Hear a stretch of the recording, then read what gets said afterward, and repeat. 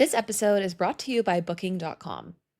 Planning a girls' trip always sounds fun until you remember you're booking for multiple people with very specific opinions.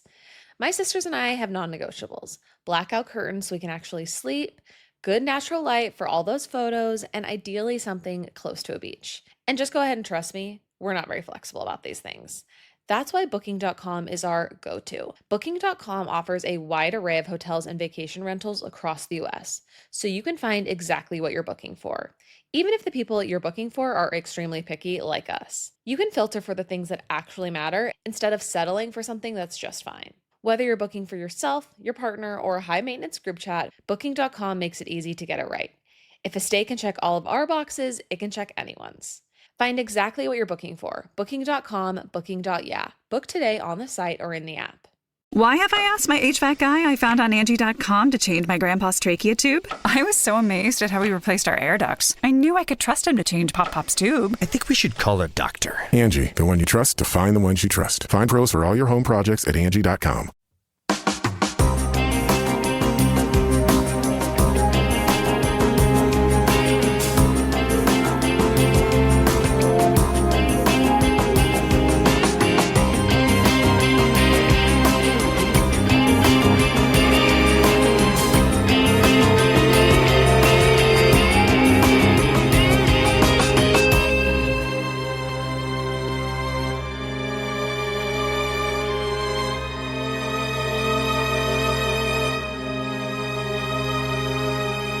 Hello, everyone, and welcome to episode 453 of the True Crime All the Time Unsolved podcast. I'm Mike Ferguson, and with me, as always, is my partner in true crime, Mike Gibson. Gibby, how are you? Hey, I'm doing pretty good. How about you? I'm doing great. You know, we just got done finishing our TCAT episode. We did. Which is a big one. It's on the abduction and murder of Jacob Wetterling, which was a very well-publicized case, and it took a long time for them to figure out who the perpetrator was. We also have another TCAT episode coming out this Thursday, and it's on Frank Freshwaters. This is a guy who, went to prison, got onto one of those kind of honor farm type deals, and then escaped. And then he was on the run for like 50 years. It's a fascinating story. It is 50 years, man. So make sure you check that out on Thursday. It'll be on both the regular podcast feed, but also on video on YouTube. Let's go ahead and give our Patreon shout outs. We had Bruce Swicker. Hey, Bruce. Jack Glanville. What's going on, Jack? Sarah Woods. Hey, appreciate that, Sarah. Tammy Forkham. Well, Tammy, how you doing? Katie Armstrong. I appreciate that, Katie. Hunter Hoffman. Oh, good old Hunter. Casey P. Hey, Casey. J-Law. I feel like that's like... J-Lo. Yeah. I did too. Because I kind of said it like that a little bit. Thanks, J-Law. And last but not least, Tara Henry. Oh, Tara, thank you. Yeah, we appreciate that new support. And then if we go back into the vault, this week we selected Vicky Armstrong. Well, Vicky, that's awesome. Yeah, we appreciate the long-term support as well. Love it. All right, buddy, are you ready to get into this episode of True Crime All the Time Unsolved? I am ready. On June 12th, 1985, Jule Caylor dropped his wife Dottie off at a train station where she supposedly purchased a ticket to visit a friend. However, there was no evidence Dottie ever boarded the train. As investigators learned more about the Caylors' troubled marriage, they began to suspect Jule had something to do with his wife's disappearance. Is that shocking to you that they look at the spouse? No, obviously everybody knows, right? You don't even have to be a real true crime buff to know that when one spouse goes missing and or is murdered, their wife or husband is going to be looked at. It's just, at the very least, that person has to be ruled out. Dorothy Mae Caylor, who went by the name Dottie, was born on January 9th, 1944. She was 41 years old when she went missing.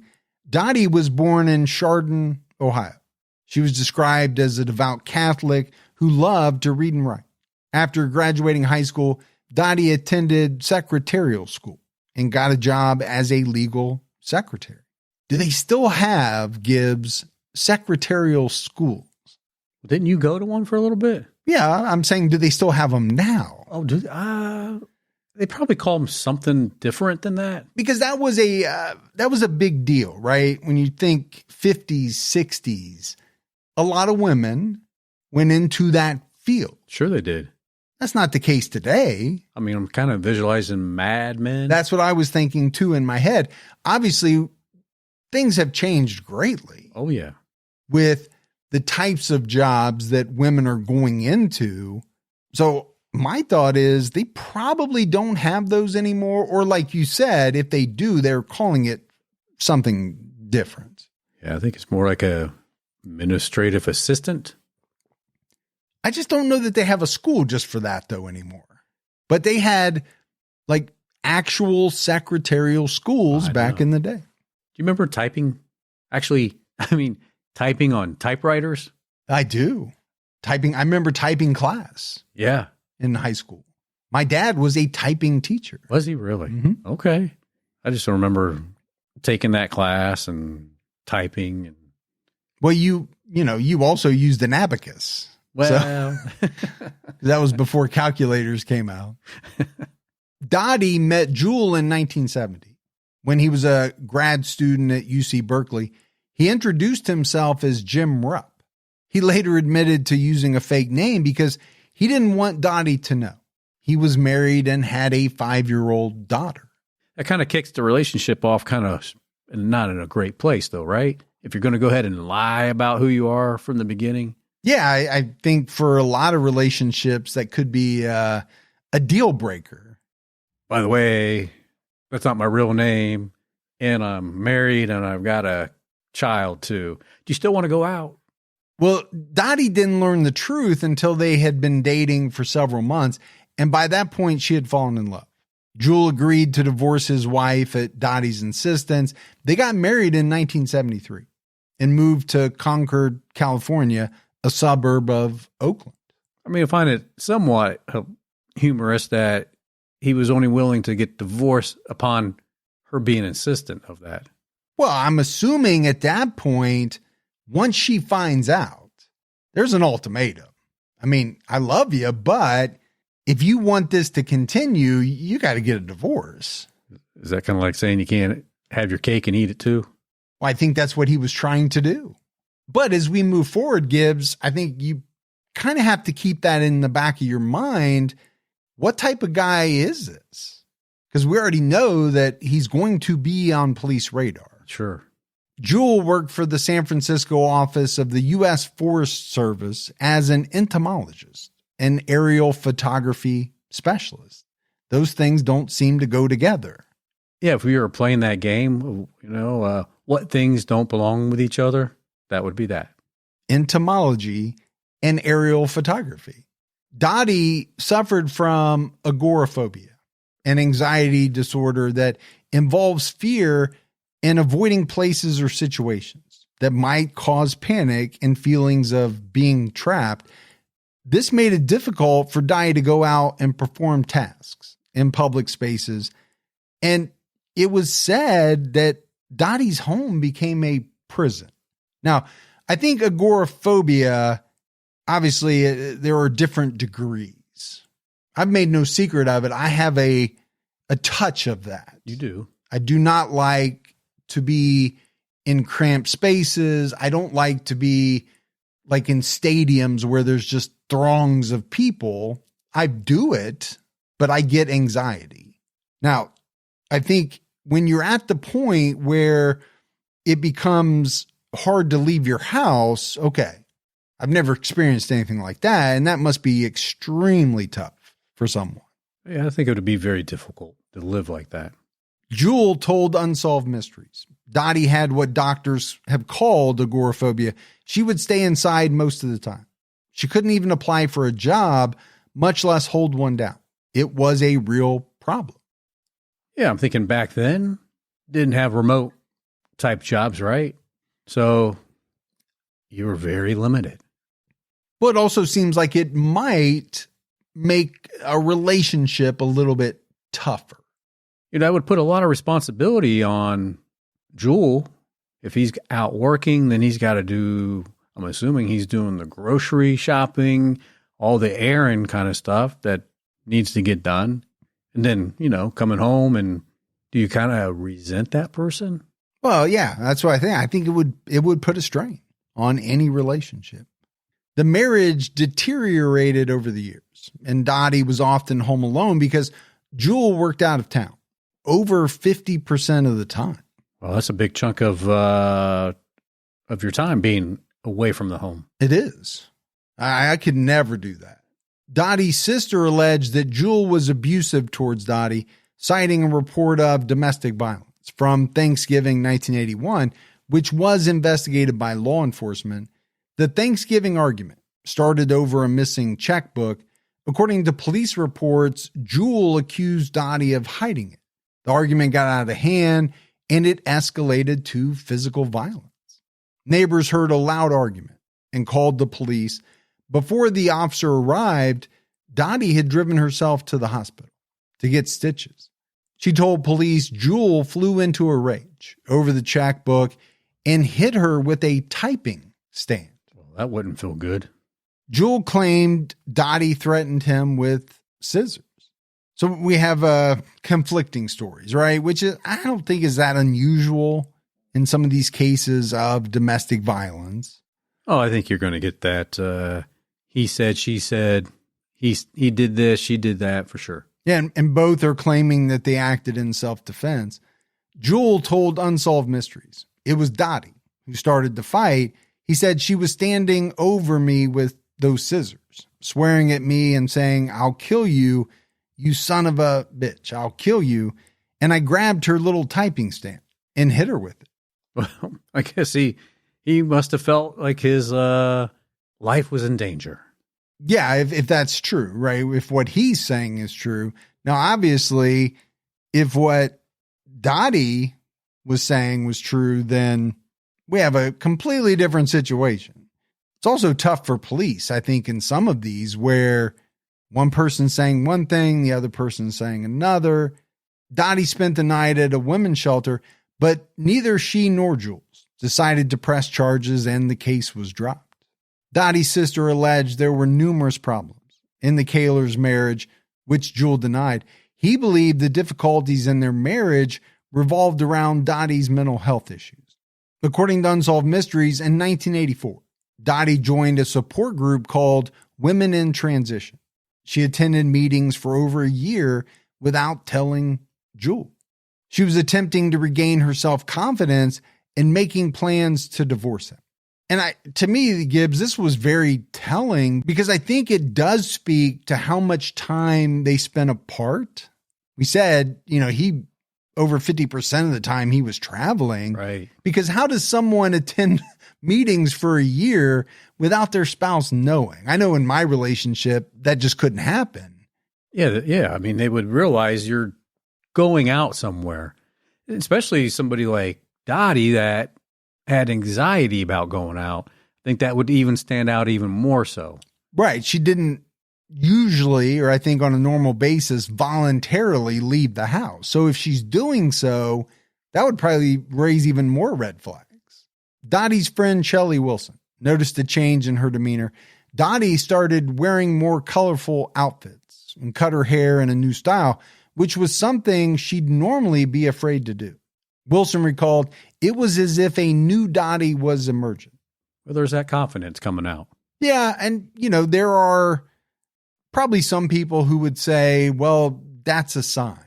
When people start to get in shape, when they change their look, it could mean that they're either already in another relationship or they're looking to get out of their current one and start another one, or just looking to do something new, And it's probably one of those scenarios. Dottie also secretly rented a post office box to receive mail without Jule knowing. She asked a friend to keep a locked file cabinet with her important documents. Included in that cabinet was a $5,000 cashier's check Dottie inherited and kept secret from Jule, which was due to expire in a few months. Dottie eventually opened a personal bank account and transferred the check into it. It definitely seems like Dottie wants out. Yeah, and she's kind of putting things in motion before she actually leaves. But to me, it's a clear indicator that she's in the process of getting things ready to leave this relationship. I kind of got the Julia Roberts vibe. A little bit. Yeah. A little bit. Jule said he was later shocked to learn about Dottie's secret behavior. He told Unsolved Mysteries she had secret lives, a secret existence that I knew nothing about. And she wanted it that way. I wasn't even aware of it. I was just suspicious. Now, I think I have to point out, as we do in so many cases, right, we can only hear the story from one person. That's true. And that's Jule. He gets to talk to Unsolved Mysteries. Dottie is not around to tell her side of things. Now, we do learn things from people who knew her and all that, but it turns out Jule had his own secrets. Unbeknownst to Dottie, he had been engaged to a Colorado woman he met on a business trip. Since December 1984, they even bought wedding rings. Uh-oh. Well, that doesn't sound kosher. Yeah, most people don't like it when your spouse, who you are married to, gets engaged to another person. Seems like a soon-to-be problem. Now, maybe for Dottie, not. I don't know, because if she's looking to get out of the relationship, now she doesn't know about it, though. Right. And he doesn't know about how she really feels. Well, according to him. Yes, according to him. But he did say he was suspicious. So, what does that mean? In May 1985, Jule accepted a new position in Utah with the U.S. Forest Service when he informed Dottie of the job transfer. Dottie told him she wasn't interested in going with him. Typically when somebody in a relationship decides to take a different job or a position elsewhere, you kind of talk about it. Well, you said when somebody decides, I think you kind of talk about it before the decision is made, well, right? That's true, yeah. So to me, that fact alone shows you like at least a bit of the problems with the marriage. And then, if it is accepted, obviously there has to be a discussion about, hey, are you willing to move with me to wherever? It sounds like none of that happened. He tells Dottie, hey, I took this job. And she says, okay, good for you. I'm not going. Jule recalled the Unsolved Mysteries. So I wasn't expecting her to go with me and wouldn't even have wanted her to, I guess. Such a weird way to say that. Well, it just sounds like a marriage that neither one of them wants to be in. I mean, he's engaged to another woman. Dottie, I think by this point, is tired of him, is making preparations to leave him. He takes this job. She says, I don't want to go. He is later telling Unsolved Mysteries, I wouldn't have even wanted her to. Let's put it this way. It's not the type of relationship that I have and that most people listening have. Now, maybe they were in one at one point that went south like this, but luckily I've never been in that position. I think it would be a very difficult relationship to be in. So Dottie told Jule she wanted a divorce. According to the Sun Gazette newspaper, the two saw a mediator to discuss the division of property. They agreed Dottie would pay Jule for his half of the house, and she would continue living there. Seems fair. Yeah, it does to me too. Again, I've never been through that situation, but I know all divorces are different, right? Some are somewhat amicable and people split things up, and then others, people fight tooth and nail, and they want the books and the records and everything. Yeah, I tend to agree that sometimes they're that, sometimes they're not. Dottie packed up Jule's things and put them in storage. She told family at the time that he threatened her, but he denied this. On June 12th, 1985, Jule drove Dottie to the Bay Area Rapid Transit Station in Pleasant Hill. She was reportedly going to visit a friend. It was just a few days before Jule was going to move to Salt Lake City. Dottie took an overnight bag and her purse with her, The purse contained several important items, including Dottie's medical card and a bee sting kit. Jule claimed he was certain Dottie had her purse and bag with her. He last saw her walking around the corner of the station. The bee sting kit seems very specific. Well, you just never know. Well, there are people for which a bee sting can be life-threatening. Yeah. So I would think those people would have to carry maybe something that most of us don't have to. Although a bee sting might hurt, it wouldn't hurt us that bad or couldn't potentially really kill us. But for some people, it can be life-threatening. It'd be very dangerous. You know, it's a big leap of faith, starting your own business. And trust me, when Gibby and I started this podcast, we weren't sure what we were doing. And we had a lot of questions. What if no one listens? What if we make fools of ourselves? And then when, it started to gain traction, we wanted to put out some products for the show. And for that, it helps when you have a partner like Shopify on your side. Shopify is the commerce platform behind millions of businesses around the world and 10% of all e-commerce in the US. You can get started with your own design studio. They have hundreds of ready-to-use templates. Shopify is packed with helpful AI tools that write product descriptions, page headlines, and even enhance your product photography. Shopify is your commerce expert with world-class expertise in everything from managing inventory to international shipping to processing returns and beyond. And Shopify is always around to share advice with their award-winning 24/7 customer support. It's time to turn those what-ifs into with Shopify today. Sign up for your $1 per month trial today at shopify.com/unsolved. Go to shopify.com/unsolved. That's shopify.com/unsolved.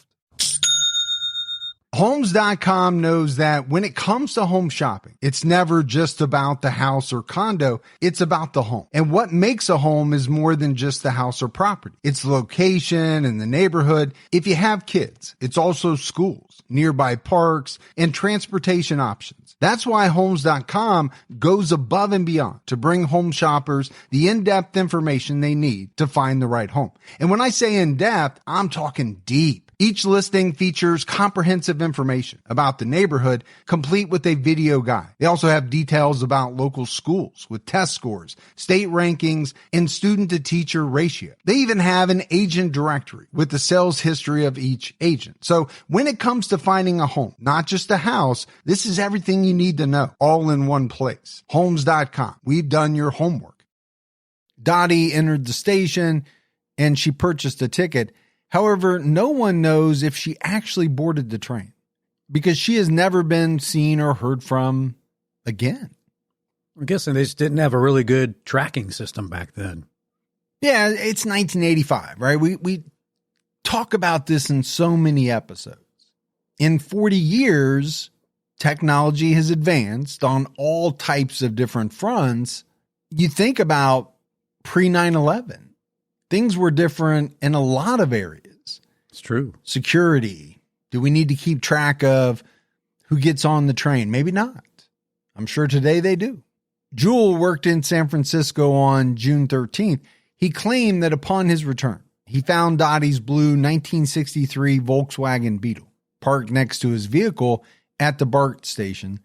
Dottie's purse was in the car, as well as her driver's license, a current Diablo Valley College student ID, $30 in cash, her library card, and a monogrammed off-white leather billfold. The bee sting kit was missing. Jule hid her purse under the seat, left a note for Dottie on the vehicle, moved her car so she wouldn't get a parking ticket, and locked the doors. Authorities said that Jule's note began in a pretty affectionate manner. He wrote that he was worried about her, then accused Dottie of messing up his life by refusing to sign loan papers. There was a postscript wherein Jule maintained it was Dottie's idea, not his, for him to seek out other women. Like you said, there's only one person that can tell the other side of the story. And I don't know, is that true? Or is that what he wants people to believe? Yeah, there's that question. But for me, the bigger thing is if you're going to leave a note, why would you put some of this stuff in a note? It seems strange to me. Unless you're trying to cover some activity up. Yeah. Yeah, I get that. But, when you start out the note by saying, hey, I'm worried about you, and then all of a sudden run into, I can't believe you didn't sign these loan papers. And, oh, by the way, don't forget it was your idea for me to see other women. That just seems strange. If he's got any worry at all, don't you just stick with that theme, the worry theme? You don't go on to these other things in the note. No, that's something you can talk about later. The car remained in the same spot on June 14th, so Jule moved it again. Dottie's friend Shelley Wilson found it strange that Dottie left her purse behind. It was something that helped her feel better when she was out, and she became upset if she ever forgot her purse. Kind of like a blanket. Maybe, something along the same lines. Over the next 4 days, Jule left notes on Dottie's car, asking her to contact him. He expressed his love for her and asked her to come home, per Unsolved Mysteries. He reported Dottie missing on June 17th, after a neighbor urged him to do so. In his report, he claimed Dottie had gone to see a friend, but he didn't know who, and he wasn't expecting her back until June 24th. And then he relocated to Utah, less than 2 weeks after Dottie went missing. Jule packed up most of Dottie's belongings inside the house prior to his move, repainted the house, and he put it up for rent. It's kind of a pretty quick decision. I mean, she's been missing for what? Less than 2 weeks. It's also a very strange decision when you believe that somebody's coming back. Why are you packing up her belongings? And why would you be putting the house up for rent when, per the divorce decree, she's paying him for his half and she's going to remain there? Yeah, and you have to assume eventually she's going to come back and want to stay inside her house. I mean, it's only been a couple weeks. Yeah, strange, right? Very strange. At first, Dottie's friends thought she left Jule to escape her unhappy marriage and start a new life in another city. But they became worried for her safety when she failed to contact anyone and never used any of the money she saved in her bank account. And I know, Gibbs, we hit on a lot of the same things in different episodes, but it's because they stand out, right? So when a woman leaves her purse behind, what does that mean? Because most women don't, right? They take their purse with them, or they take at least a little bag or a wallet or something. So when you leave that stuff behind, and today it would include like a cell phone. It wouldn't in 1985, but today it would. When you leave things behind that most people wouldn't, you have to analyze it. And you have to ask the question, what does that mean in this grand scheme of things that are going on in the context of what we know? And then add on top of that, we mentioned she had this $5,000 that she opened an account and put in. Okay, if you want to talk about starting another life, who is not going to use some of that $5,000? Yeah, and she didn't touch it. That's when you get to the point where, at least from my point of view, what makes sense and what doesn't. And I like to break a lot of stuff down, kind of using that logic. Does it make sense that someone would do X or Y? Why does she need to leave the city to start a new life if they're getting divorced and he's moving away and she's getting the house, but she's paying him for it? Right. Why just up and leave? Doesn't make any sense. It doesn't. It really doesn't. So meanwhile, Jule built a comfortable life for himself in Utah. He told Unsolved Mysteries. It was hell living with Dottie. It was hell having her disappear the way that she did. And yet, since I've gotten here and gotten settled and into a new job, and that whole problem is behind me, things are really pretty good. So I have, one glaring thing that jumps out at me is Dottie goes missing. How would you say now the whole problem is behind me when there's no resolution to her disappearance? Is that something you would say about your wife or even your ex-wife? Now, some people might say, yeah, I'd say that about my ex-wife, but I don't know how you can say the whole problem is behind you when we don't know what happened to Dottie. Exactly. You're right. I mean, this is not what you would expect to hear. No, and I think if you're the authorities, you're going to scrutinize this type of language. Now, granted, this is coming, down the road. He's talking to Unsolved Mysteries, but he's talking about that time frame, and he's saying, I moved, I got settled, I got a new job, and that whole problem was behind me. And you just don't expect to hear it like that. As months and years passed with no answers, Dottie's sister, Diane Rusnak, believed Jule was to blame for Dottie's disappearance. She told Unsolved Mysteries, I think that Dottie could have disappeared to get even with her husband, who had disappeared on her for half of their married life. And I guess I understand that way of thinking. The argument to that I would make is, how does that really get even with him? They're already going through the divorce. I don't know if it was finalized by this point, but he's already slated to move. Right. So her just up and disappearing, I don't know how that gets even with him because he's going to go on with his life anyway. Yeah, I don't know how you're putting it to him at that moment. It sounds like you're hurting yourself more than him. Yeah, because you're not touching the $5,000. You didn't take your car. You didn't take your wallet, your purse. I mean, could she have thought, well, they'll arrest and convict him of my disappearance and or, supposed murder? Maybe, but at some point when that doesn't happen, okay. You think you might want some of that $5,000? Thinking you would. Jule retired from the U.S. Forest Service in January 2004 after working for 33 years in remote sensing. He'd spent the past 19 years living in West Jordan, Utah. In the early 2000s, he was living with a woman, but had never remarried.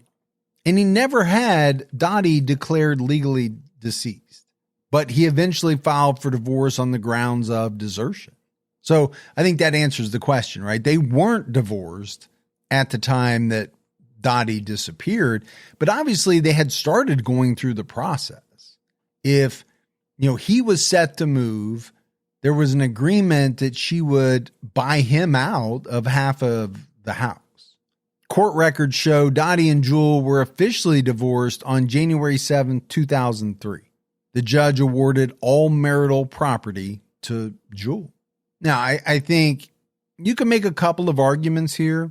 One is that this didn't happen until 18 years after she went missing.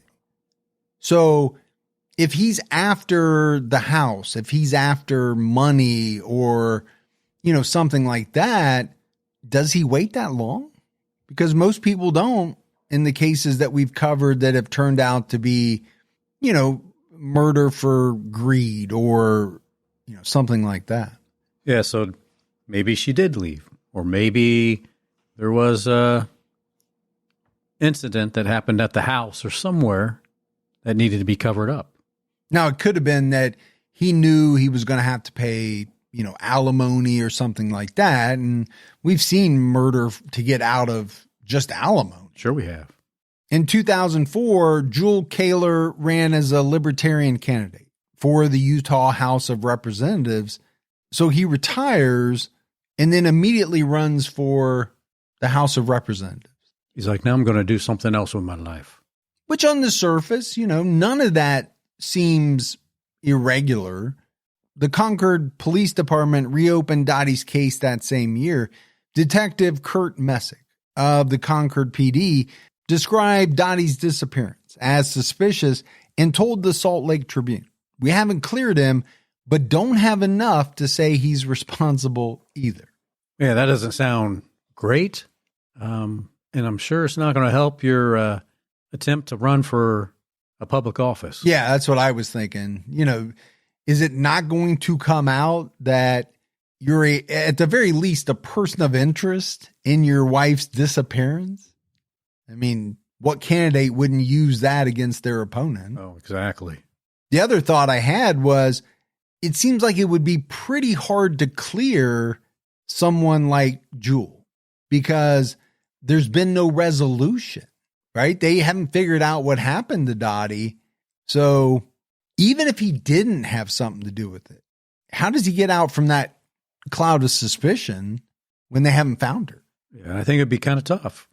And I think if you just put the information out there, if I was his opponent and I would create that message the way that it would generate suspicion. And people, it's just going to be natural to think, oh, the husband probably did do something.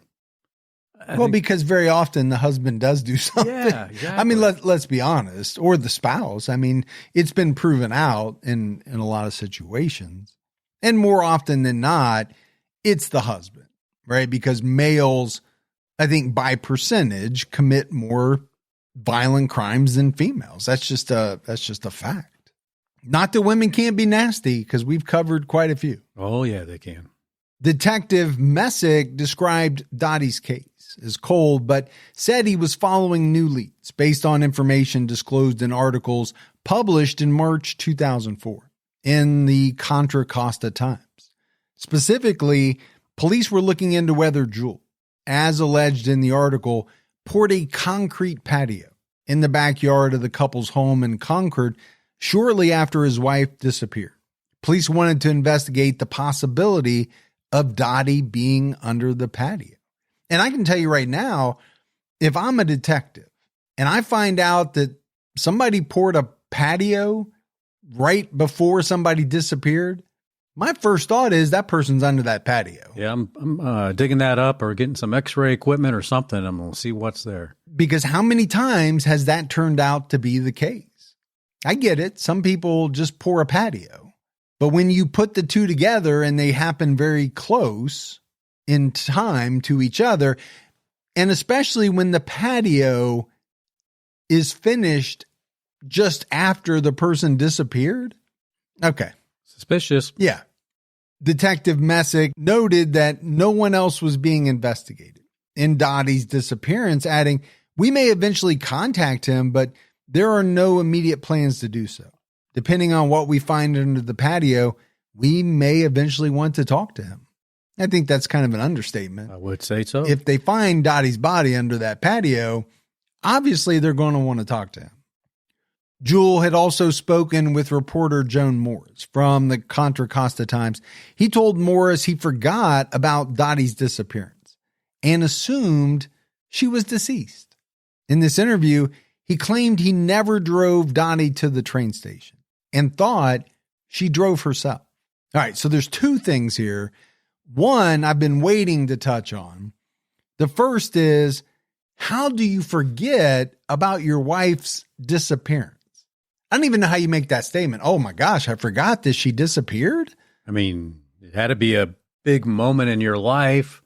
The biggest. You've talked to reporters and authority, the different authorities. I mean, you're not going to remember that? Come on. And the second is this kind of discrepancy about whether he drove Dottie to the train station or whether she drove herself, right? It was reported that he drove her, but then when he comes back, her car is next to his. Well, how did both cars get there if he drove her? Seems strange. And then why are the cars parked next to each other? And why is he going down there and moving the car around every now and then too? So that it doesn't get a ticket. He's being nice. He doesn't want her to get a ticket. Yeah.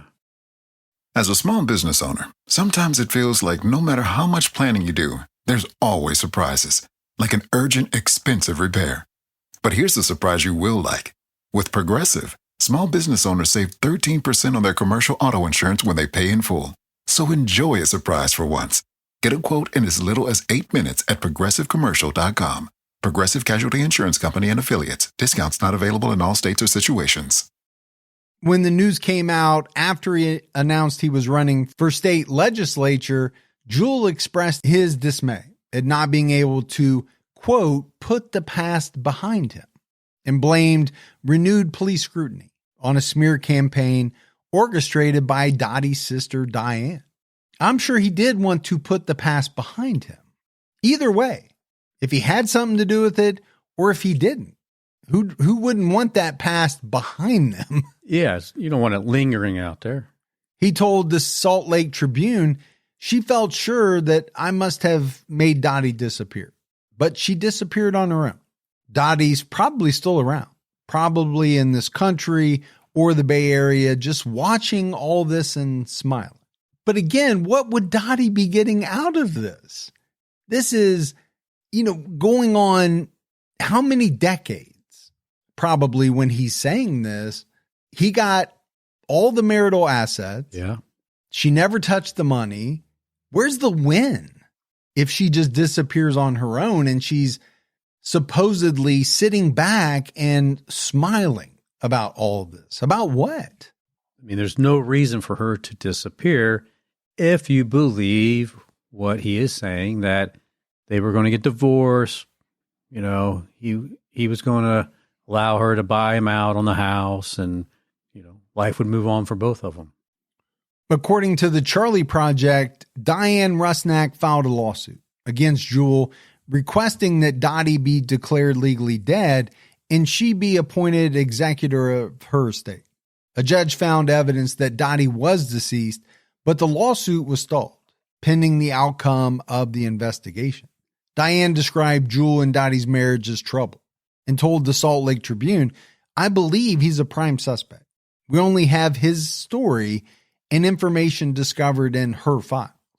Jule said the only problem with his marriage was Dottie's unstable mental health.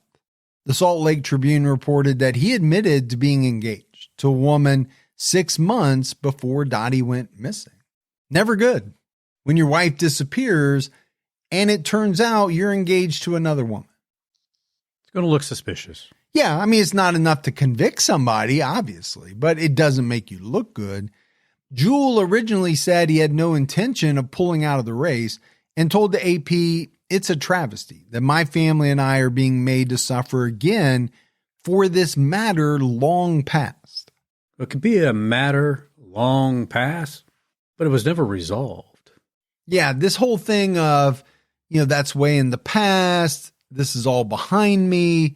I just, whether it's true or not, it's number one, callous, but you're really putting yourself in a bad light because, even if you weren't on the best of terms, this was your wife and you're treating it as though, this was a trip to Walmart that you don't even remember. News of the investigation came as a surprise to state Libertarian Party officials in the spring of 2004. Charles Bonsall, the party's executive director, said he wouldn't discourage Jule from running because he hadn't been charged with a crime. But on April 17, 2004, Jule withdrew his candidacy. He was unavailable for comment at that time, but party chairman Fran Tully told the Salt Lake Tribune the publicity was too much strain for his family. And I get that. Whether you did something or not, that strain is going to be rough on you and your family. Now, if you did something, it's deserved on at least yourself, maybe not your family, but if you didn't, then that's really rough. And you know what? You're on that public stage, so you're going to have all the reporters asking you about it. And maybe some of your family members. Well, I don't know why you would decide to run for public office when there's even an inkling of suspicion that you did something to your wife. Why would you open yourself up to that? How do you not know that that's going to, come back and be a talking point? According to the Sun Gazette, Dottie's mother died in 2005. without ever knowing what happened to her. And unfortunately, we hear that all too often, right? A person who goes missing, family member or family members die, and they never know what happened to their loved one. In December 2005, police requested a search warrant for the couple's former home in Concord. Investigators dug up portions of the backyard and tested for blood and trace evidence inside the home, but nothing was found. At the time, Jules still owned the home and was renting it. He could not be reached for comment. So there's a couple things there. My first thought is, okay, I get it. You want to test the backyard, specifically the patio. That makes a lot of sense. It does. Now, what are the chances you're going to find something inside after 20 years? Pretty slim. Yeah. I mean, they say that, they can find blood for a long time, things like that. And then also him still owning the house and renting it out. Now, is that just a sound financial decision, or is there another motive for wanting to keep control of that house? Well, I was going to say, it's definitely a controlling factor. The 140-page affidavit was sealed until it was filed in Contra Costa County Superior Court in May 2006. The affidavit included 29 reasons why police suspected Dottie was killed by her husband. Wow, 29. That seems like a lot of different reasons. It really does.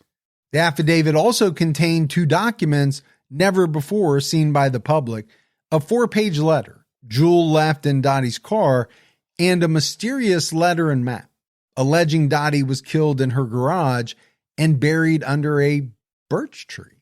Detective Kurt Messick, who prepared the affidavit, cautioned that assertions made in the document were the police's theory of what happened. The Sun-Gazette quoted Messick as saying, "On an affidavit, we have to be specific.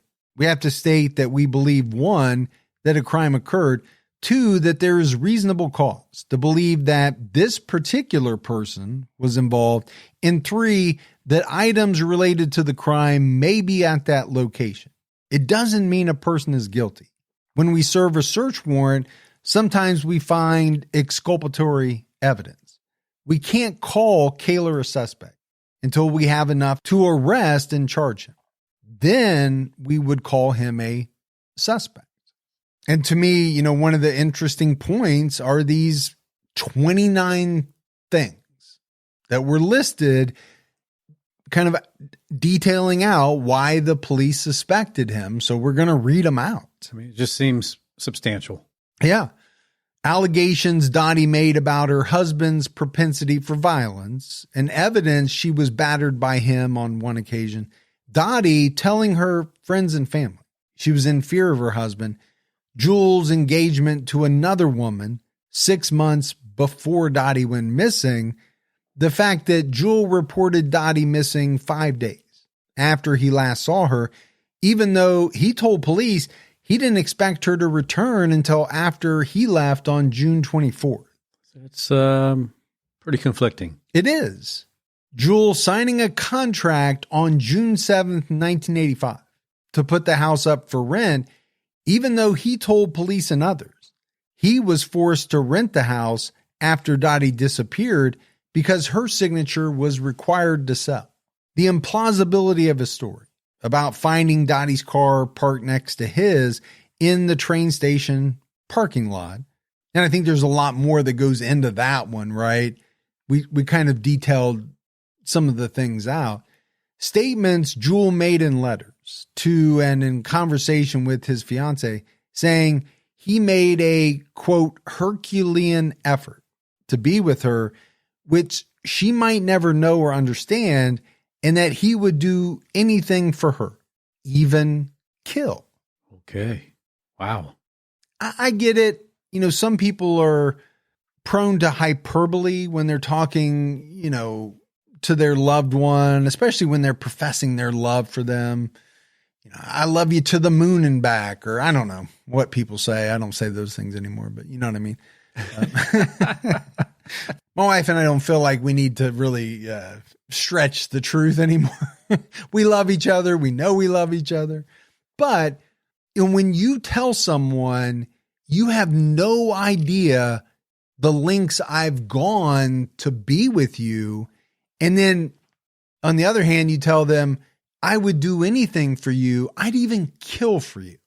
Well, that would be one thing if it was in a vacuum, right? But here it's not. Your wife went missing. So, all right, make of that what you will. I mean, it doesn't look good. It doesn't sound good. No, neither one. These statements and the news of Dottie's disappearance frightened her so much that this woman ended her engagement with Jule. Probably wise.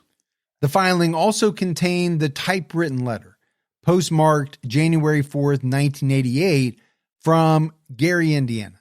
The letter said, to whom it may concern, Dottie was killed by her husband the morning she disappeared. It happened very early in the morning. He brought her out to the garage and struck her with a tire iron. The letter accuses Jule of taking Dottie's body to a remote area of Concord where new homes were being built. Instead of burying her under what would become the foundation of a house, he dumped her body in a ravine and dug a hole under the roots of a birch tree and hid the body there. Included with the letter was a hand-drawn map of an unidentified neighborhood in Concord and a diagram of the garage showing the car and bloodstain. So, I mean, we don't know who wrote this. Obviously, it's very detailed, right? It's very specific.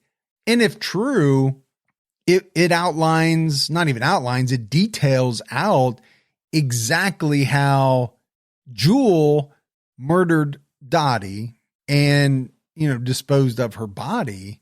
But then you have to wonder, or at least ask the question, who is this person and how did they gain this information? Were they told by Jule? Were they part of it? Were they an accomplice? I mean, that's the big question, right? Or is it all made up? A document examiner compared the writing on the map to known samples from Jule and said sufficient similarities existed between the two to warrant further investigation. Police also developed a male DNA profile from the stamp and label, but they've not matched it to anyone. Now, it should be noted that the letter was received shortly after the Unsolved Mysteries episode aired that featured Dottie's story. So I don't know what you make of that. Could be two things, right? At least two things. Could be that someone's seen the story and thought, I'm going to play around with these people. Yes. Unfortunately, we've seen things like that. Yeah. Or maybe it was somebody that remembered after seeing the show, I remember this. And I remember this is what happened. And I'm going to send this letter in. And maybe it was somebody who was feeling like the guilt after seeing the show or something like that. Detective Messick said that although the December search turned up no physical evidence, the investigation was active and that they were working with an advisor to the DA's office and exploring options. Nothing has changed on that. We just didn't find her at the house. I realized there was a good chance we wouldn't, but that doesn't change anything. It's still a matter of what we can prove and what we can't prove. And I think, when you really boil anything down, as far as a case goes, I mean, that's the bottom line. Yeah, stone cold. What can you prove and what can't you prove? Because you can think all day long, this is the person who did it. Everybody believes this is the person who did it. But if you can't prove it, there's not a lot you can do, right? It's been 40 years since Dottie Caylor disappeared. She would be 82 years old if she was still alive today. Dottie is described as a white female with brown hair and blue eyes. She has a scar above her left eye. At the time of her disappearance, she was 5'9" and 190 pounds. She was wearing plastic-framed glasses. The Concord police are still treating Dottie's disappearance as a homicide. Jule is not a suspect, but is considered a person of interest. And I think the word suspect should be used very carefully. Oh, I agree. Person of interest is thrown around like crazy because there's, I think, a lot less liability with using that term. I mean, I'm a person of interest in a lot of things. Yeah. Some you know about, some you don't know about. Some I've called in directly myself. You just want that reward money. Yeah, basically, anytime I see reward money, I just call in a tip that says you should look at Mike Gibson.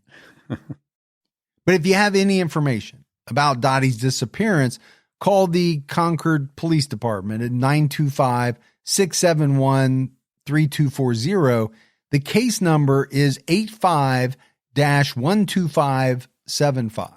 So, Gibbs, as we wrap this one up, what we're left with here is really kind of coming up with our own theory about what happened, because there's really very little facts, right, in this case.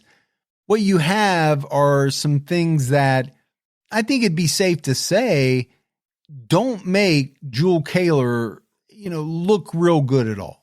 No, he doesn't look good. Just look at all the things we listed out, right, from the affidavit that they filed to go search his property. I'm still kind of stuck on a number of them. If he drove her to the train station, did he drive her car or his car? And depending on the answer to that, then how did the other car ultimately show up at the train station?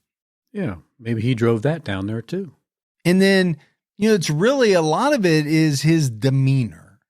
I get it.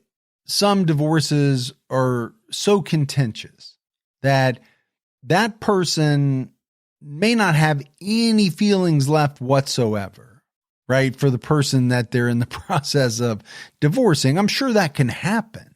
But to talk about the fact that you don't remember that your wife at the time went missing, that to me is so implausible. Yeah, I kind of call it bullshit. Yeah, on the BS meter, it just doesn't make sense, right? And then talking about, I'm glad it's behind me. Well, what's behind you? You still don't know what happened to your wife, whether you loved her or not at that time. And then, when you get engaged to somebody weeks or months before your wife goes missing. Okay. I mean, you just have to factor all of this stuff in. And what I would say is that none of it on its own is, all that incriminating. When you lump it all together, to me it is. But, like the detective said, they can't prove that he did anything to Dottie. So until that point, he is going to remain a person of interest. Yeah, that's all he can be at this time. But I just said, right, Dottie would be 82. I don't know how old he is, but we're assuming he's at least in his 80s. So, I think that time is definitely ticking. Yes. On this case, if he's involved. But that's it for our episode on Dottie Caylor. We got a voicemail. You want to check that out? Let's hear it. Hey, Mike and Gibby. This is Bo Andrews calling in from Jacksonville, Florida. I just wanted to say I absolutely adore y'all's podcast. I work night shifts at Amazon, and y'all's podcast episodes get me through my shifts, make the aisles go by quick. I listen to both Unsolved and True Crime all the time. I kind of jump around a lot. I just recently listened to the episode on Joe Glinovich. I think that's how it's said. I'm terrible with last names. And I wasn't expecting the plot twist. I thought the whole cop, he got killed in the line of duty just for it to turn out that he staged his own suicide and made it look like a crime scene. It's a crazy thought. I love you both equally, but I will say I am Team Gibby. Gibby makes me laugh constantly. I look like a crazy person when I'm sitting at my pack station, hearing the banter back and forth between you guys. But you guys are both great. Love the podcast. Keep up the good work. Stay safe. Keep your own time ticking. All right. Thanks for the voicemail. We love you too, brother. And you know what? I have to admit, Gibby makes me laugh a lot too. Sometimes I make you cry, though. Yeah. Not in a good way. No. Sometimes we almost come to blows over certain things, but that doesn't make the podcast. Nobody wants to hear that argument, but most of the time we get along great. It's all love. We have It's all fun, good. but just like anyone in a relationship, and you and I are in a relationship, we're friends, there is going to be times, when we don't agree. We're like peanut butter and jelly or apples and jacks or... What the hell's apples and jacks? I don't know. I was just thinking about Apple Jacks. But, Apple Jacks are actually yeah, but really I think that's good. actually just one thing. It is. Apples and jacks. Yeah. We're like, I could say oil and vinegar, but that's the wrong direction. Yes, those don't mix. No, yeah. You could say Captain and Tennille if you want to date yourself, but Are you Tennille? no, I'm the captain. See, there we go. There's the problem. All right, buddy. That is it for another episode of True Crime All the Time Unsolved. So for Mike And Gibby. stay safe and keep your own time ticking.